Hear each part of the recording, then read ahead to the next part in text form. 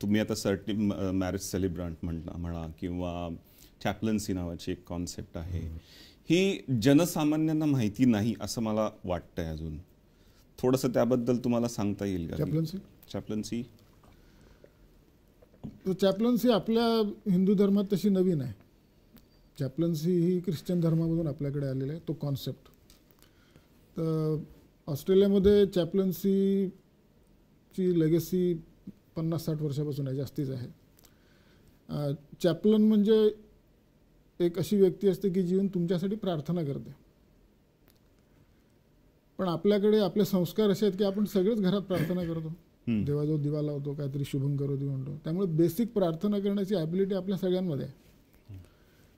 पण आता मायग्रेशन इतकं वाढलेलं आहे आणि नवीन जनरेशनचं मायग्रेशन असं झालेलं आहे की त्यांना प्रार्थना करण्याची ॲबिलिटी सगळ्यांना आहेच असं नाही.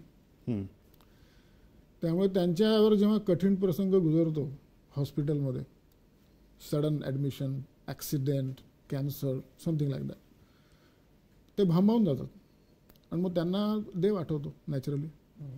आणि मग त्यांना असं वाटतं की आपण काहीतरी प्रार्थना केली पाहिजे, पण काय केली पाहिजे त्यांना कळत नाही. मग ते कुठेतरी आसरा शोधतात.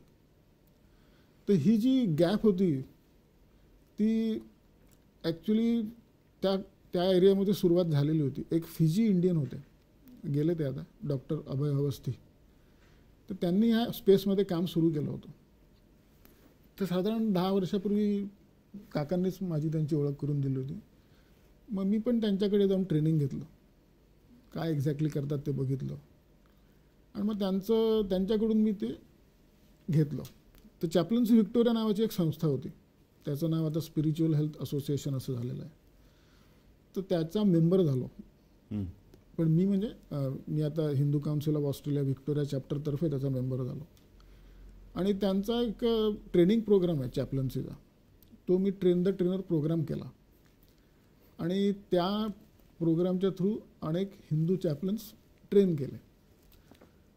तर आता चॅप्लन्सीमध्ये एंड ऑफ लाईफ सिच्युएशन म्हणजे पॅलेटिव्ह केअर किंवा हॉस्पिटल इमर्जन्सी सिच्युएशन, या ठिकाणी मला बरेच फोन येतात कुठून. आता मी कोऑर्डिनेट करतो म्हणून रॉयल मेलबर्न किंवा रॉयल विमेन, मोनॅश, केसी, बऱ्याच हॉस्पिटलमधून त्यांच्याकडून फोन आला की मग पेशंटची जनरल माहिती घेऊन आपण एखादा रिलेव्हंट व्हॉलंटियर चॅप्लन जो आहे तो त्या हॉस्पिटलमध्ये पाठवतो आणि मग ती व्यक्ती जाऊन त्यांना स्पिरिच्युअल केअर आणि हिंदू प्रेयर्स प्रोव्हाइड करते, ज्यामुळे त्यांना मानसिक समाधान मिळतं. असा तो ओव्हरऑल चॅप्लन्सीचा मेन प्रकार आहे.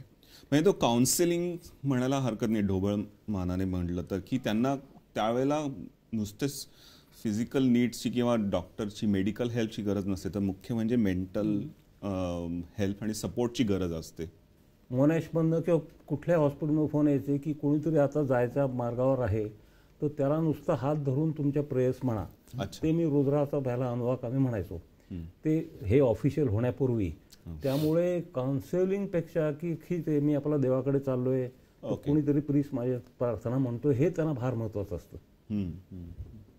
आणि ही समाजाची गरज आहे आता, जर तुम्ही म्हणलात की सध्या खूप वाढलेली आहे. आणि हिंदू समाजाला हे आहे माहितीच नाही आहे. असं काही आपण कोणाला फोन करू शकतो, आपण कोणाला कॉन्टॅक्ट करू शकतो, हेही माहिती नाही आहे इथे. They rely on your immediate friends and support members. आणि जे फर्स्ट जनरेशन मायग्रंट असल्यामुळे तिथे तुमचे असतीलच कोणी इमिजिएटली अवेलेबल त्या लेवलला तुम्हाला सपोर्ट करणारे, असंही सांगता येत नाही.